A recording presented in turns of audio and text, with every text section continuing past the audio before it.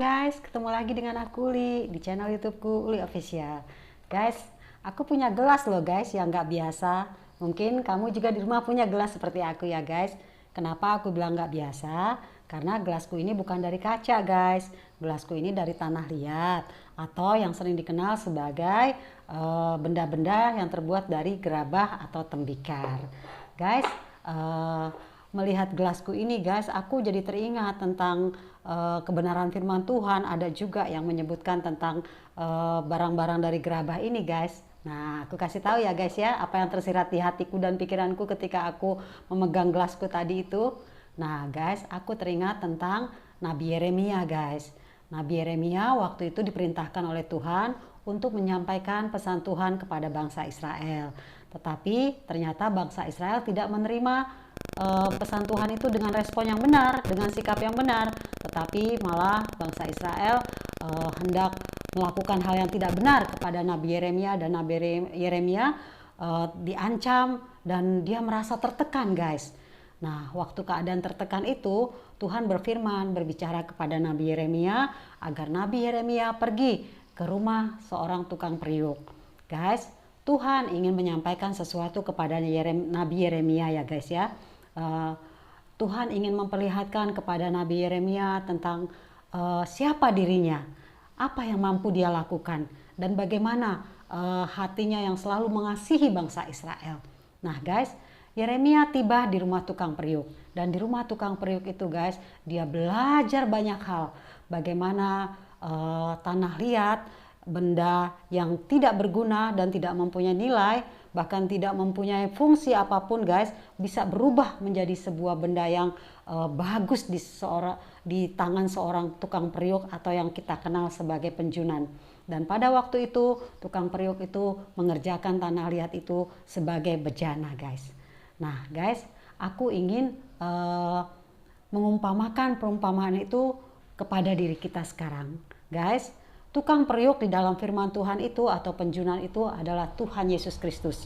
Dia adalah penjunan yang maha agung, yang berkuasa. Tanah liat itu adalah kehidupan kita guys. Nah, aku ingin memberikan faktanya kepada kamu ya guys. Tanah liat adalah tanah liat. Ketika dia tidak dipegang, tidak diambil oleh seorang penjunan guys, dan dijadikan sebuah benda yang bagus menurut kehendak penjunan, maka dia akan tetap menjadi tanah liat. Nah guys, begitulah kehidupan kita. Kita adalah tanah liat di tangan seorang penjunan yang maha agung, yaitu di tangan Tuhan Yesus Kristus. Tuhan akan melakukan apapun guys terhadap hidup kita, karena dia adalah penjunan yang maha tahu dan dia berkuasa. Jadi dia bisa melakukan apapun terhadap kehidupan kita, sampai kehidupan kita menjadi sebuah bejana yang indah di hadapan Tuhan. Dan ketika pada waktu membuat bejana itu guys, Tuhan masih melihat misalnya masih ada retak-retak, dia akan mengulang lagi proses itu guys. Dia akan meremas, memilin lagi tanah liat itu, membanting guys, sampai menjadi sebuah bejana. Dan ketika bejana itu sudah jadi guys, prosesnya lagi adalah bejana ini harus dibakar, dan pembakarannya membutuhkan waktu yang lama sampai tanah liat itu benar-benar meresap kering dan bisa dikatakan sebagai mateng gitu ya guys ya, dan siap untuk dilakukan proses lainnya lagi. Guys, kita diproses Tuhan agar kita menjadi bejana yang berguna di tangan Tuhan. Ketika kita menerima proses Tuhan dengan baik guys, Tuhan akan melakukan hal yang terbaik dalam hidup kita. Tuhan akan membentuk kita menurut kehendak hatinya, dan itu akan bejana itu atau tanah liat itu, hidup kita ini guys ya, akan Tuhan pakai untuk menjadi bagian dari rencana Tuhan di dalam kehidupan ini.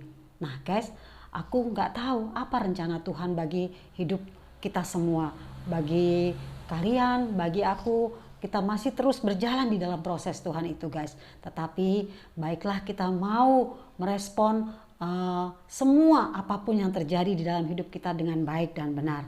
Nah guys, ada lagi satu kebenarannya, bahwa kalau penjunan ini melihat tanah liat yang dia gunakan itu guys untuk bejana ini, yang dia terus olah, dia terus proses, dan tidak menemukan bahwa kok ini tidak bisa dibentuk ya, seperti itu mungkin ya guys ya. Maka kamu tahu apa yang akan dilakukan oleh penjunan itu ketika dia sudah menghabiskan waktunya untuk melakukan proses agar tanah liat ini bisa menjadi sebuah bejana yang bagus, dan terus menerus mengulang tetapi dia tidak menemukan bentuk yang terbaik, dan lama-lama tanah liat ini memang menjadi keras dan terus dilakukan proses oleh penjunan tapi tetap tidak bisa. Nah guys, maka penjunan ini mengetahui bahwa tanah liat ini adalah tanah liat yang berkualitas rendah. Dan kamu tahu apa yang akan dilakukan oleh penjunan ini? Tuhan kita yang agung itu, dia akan membuang tanah ini guys. Dan kalau tanah ini dibuang, tentu kita tahu bahwa akhirnya bukan adalah akhir yang happy ending, tetapi akhirnya adalah akhir yang mengerikan guys. Yang berarti bahwa hidup kita tidak berarti, hidup kita sudah tidak bisa dibentuk oleh Tuhan, hidup kita sudah tidak ada gunanya di hadapan Tuhan, dan Tuhan tidak akan pernah mengambil tanah liat yang sudah dia buang guys. Itu fakta kebenarannya, dia akan mengambil tanah liat yang lain. Jadi ketika kita sudah melalui semua proses Tuhan ini guys, baik marilah kita terus menerus menyenangkan hati Tuhan agar kita terus menjadi bejana yang sesuai dengan kehendak Tuhan.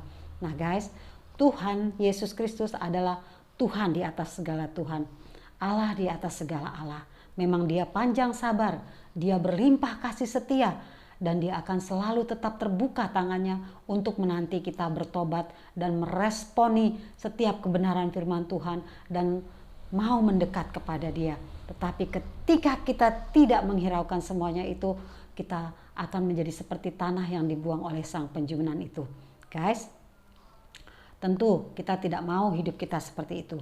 Kita mau hidup kita mempunyai arti, kita mau hidup kita menjadi alat yang berguna di tangan Tuhan, dan kita mau hidup kita adalah menyenangkan hati Tuhan. Mari guys, setiap proses yang Tuhan izinkan terjadi dalam hidup kita, kita terima dengan ucapan syukur, kita terima dengan hati yang percaya bahwa sang penjunan yang maha agung itu tahu bahwa bejana yang dia bentuk adalah bejana untuk kemuliaan namanya. Oke guys, gitu aja dulu ya sharingku dengan aku Uli di channel YouTubeku Uli Official. Bersama hal-hal kecil sekitar kita bisa merasakan kebaikan Tuhan dalam hidup kita. See you guys, Jesus bless you.